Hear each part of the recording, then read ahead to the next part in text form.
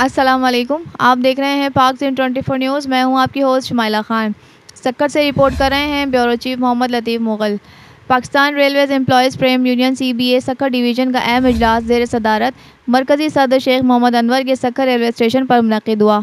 इजलास के मेहमान ख़ुसूसी ज़ियाउद्दीन अंसारी मरकज़ी चेयरमैन थे, जबकि दीगर मेहमान गिरामी में खैर मोहम्मद तनियो मरकज़ी जनरल सेक्रेटरी, जनाब चौधरी खालिद महमूद मरकज़ी चीफ ऑर्गेनाइज़र, दीगर रहनुमाओं अहदेदारों समेत मुलाज़मीन की कसीर तादाद ने शिरकत की। इजलास का आगाज़ हाफ़िज़ नज़ीरुद्दीन सहवानी ने तिलावत करके किया, जबकि नात रसूल मक़बूल सल्लल्लाहु अलैहि वसल्लम की सआदत साहबजादा मोहम्मद उबैदुल्लाह कुरैशी ने हासिल की। जनाब खालिद महमूद चौधरी साहब भी मौजूद हैं। लेकिन सच्ची बात यह है कि आज हम चारों लोग आपकी गुफ्तगू सुनने आए।